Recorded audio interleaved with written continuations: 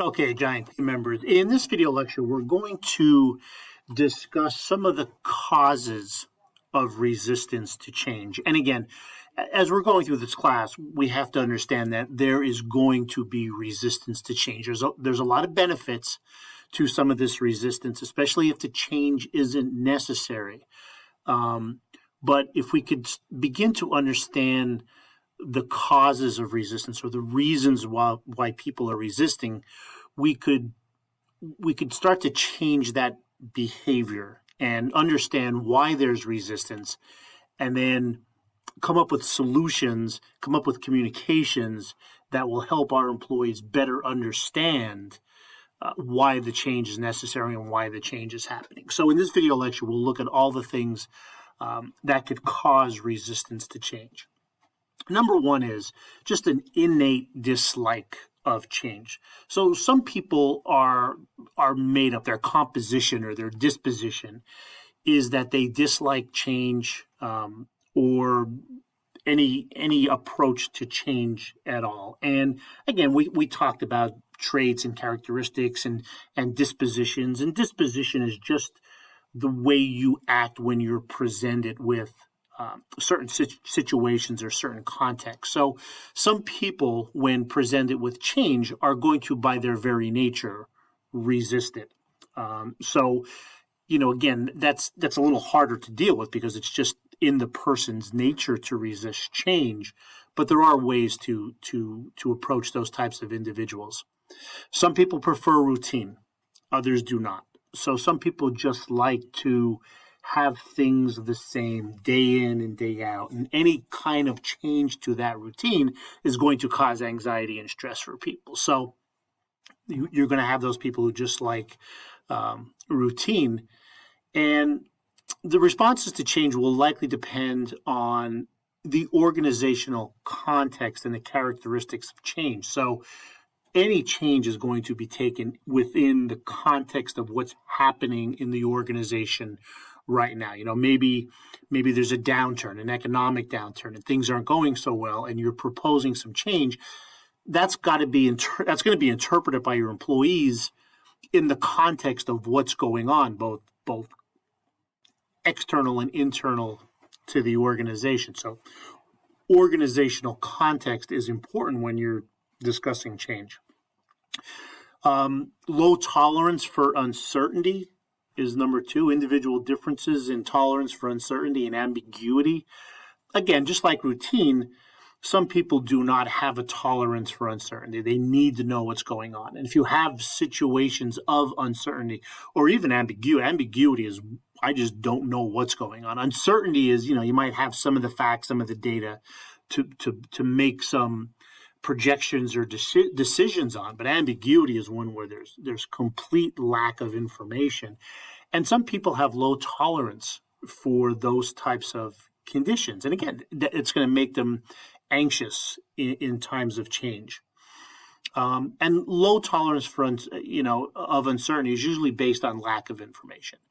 So when we talk about communication, when we talk about providing the reasons for change, this is why, because something like this can be remedied because more than likely the employee isn't getting all of the information. You have a lot of information. It's the responsibility of the manager, of the change agent, to make sure that the employee is getting that information. So we don't have conditions of uncertainty. We don't have conditions of ambiguity. Number three is the perceived negative effects of interests.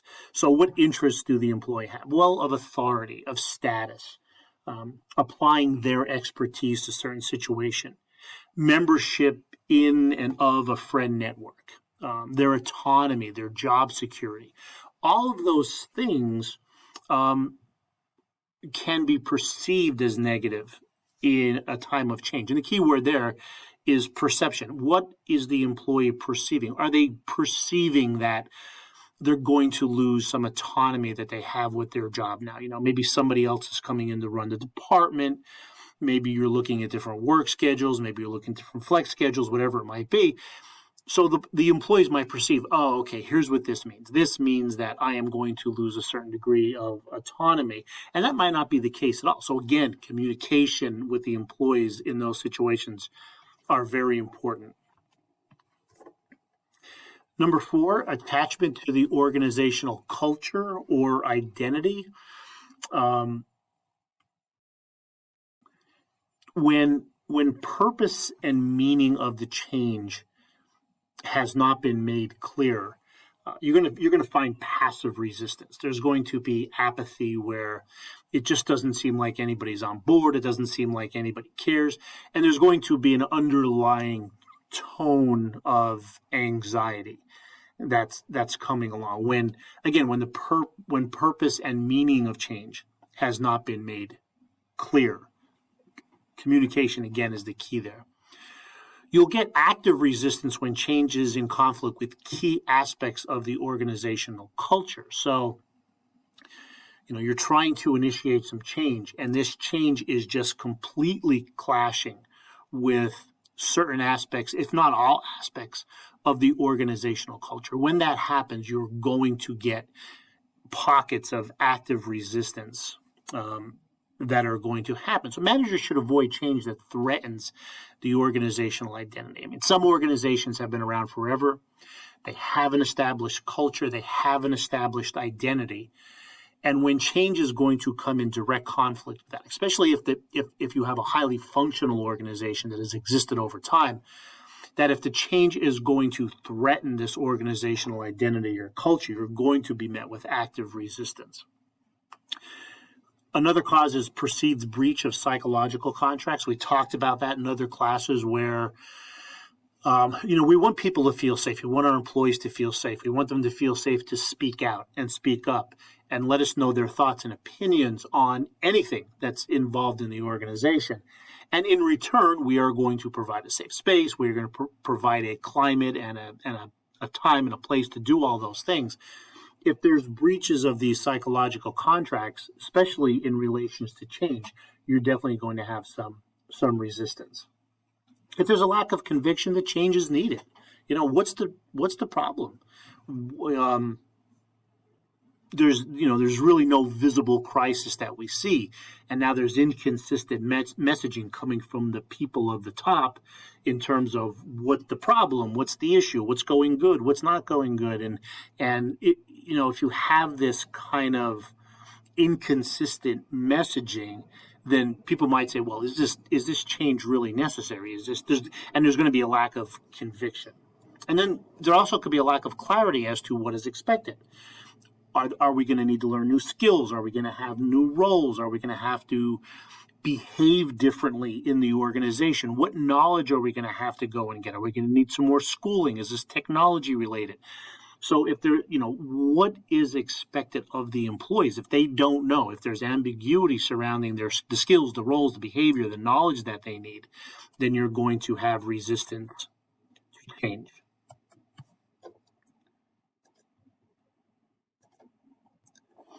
The cumulative effect of other life changes is going to cause resistance, meaning there's other things that go on outside of work, and there may be just this culmination of things that are happening outside of work where I just say, hey, look, there's enough change going on in my life. I don't need change at work right now. So again, very important to vet that out and find out what's going on just in the personal lives of people. There could be perceived ethical conflicts. Can be based on positive intentions designed to protect the organization. Again, where resistance sometimes is good. So the key word there in that again is perceived. There could be, hey, is this change ethical? Does it fall in line with our organizational identity and our culture? And if that perception of ethical wrongdoings or disillusionment is there, people speaking up and voicing their resistance could be good. And again, communication there is also important, where we could say, hey, look, here's why we're doing it, and here's why it is ethical and legal. The legacy of past changes is another one, whereas, what has happened in the past, how have changes fared out in the past? Because a lot of times organizations start these big change projects and they fall by the wayside. They're never completed. They don't follow through on them. There's no communication. So there's a legacy of past changes within any organization. And some organizations have great success with initiating changes and, being successful in that and having the change really make an impact within the organization. And then sometimes they're not. And sometimes things are started. It's kind of the flavor of the month, they might call it, where, hey, we're going to do this, and it just you put a lot of work, you put a lot of energy into it, and it just falls by the wayside. Well, if those legacies exist within the organization, then that could cause some trouble. And then disagreement with how change is managed. Sometimes change is managed very poorly. So, people just don't have the confidence in the leadership that this change is going to be initiated.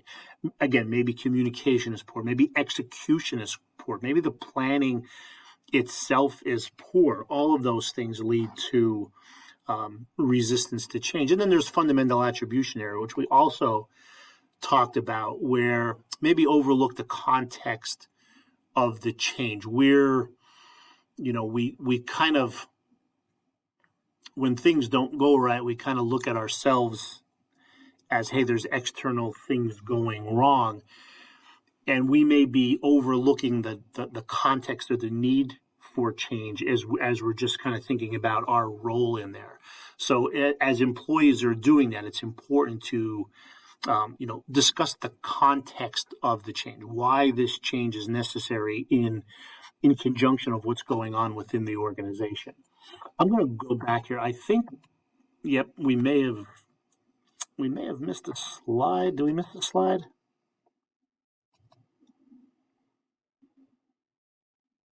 Yeah, we missed this slide here. I had a feeling that it skipped as we were going along.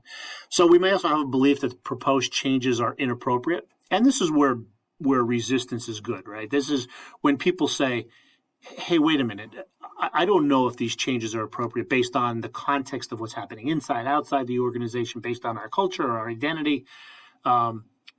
So if employees perceive that there's conflict within the change in the current vision of the organization, hopefully they speak out and say that, and it's brought to light and discussed. Because if employees believe that the changes are inappropriate, that the changes are going to hurt the organization, management and leadership should be aware of that and certainly address that. The timing might be wrong. Hey, yeah, we agree with this change. We agree that this is something that needs to be done, but right now is not the time. Maybe we don't have the time, the energy, the people in place to do it. I know one time we were talking about proposing a specific graduate program here at the school. And yeah, I agreed with it. I thought that was a good move for the school, but the timing just wasn't right. We just did not have the people in place. There wasn't enough resources to support the program.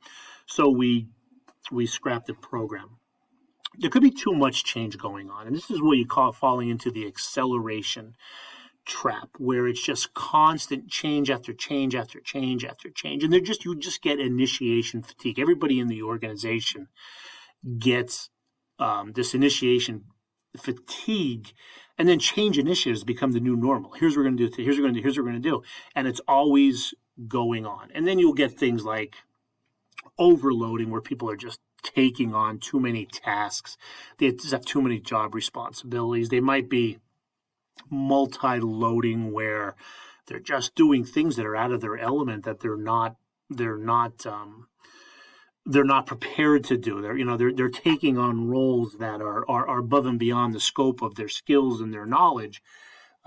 So again, as you can see, you're going to have problems with that, and just even the perception of more things coming on board and having to do more and more with less and less is going to cause this fatigue, this anxiety, and eventually burnout. I mean, at some point, things need to be put into perspective. Things need to be prioritized, so that we don't fall into these acceleration traps where people are just doing too much, if you will, and they're they're involved in activities that just do not match up with their skills and abilities. So those are all of our causes of resistance of change. And again, it's important for managers, it's important for leaderships to identify the causes of resistance, because once we can identify the cause of resistance, we could address those causes with information, with communication, with reassurances, whatever it might be, and then we could initiate the change. Because if we have causes of resistance, then there is going to be resistance to the change, and would like to address that before we actually engage in the change process.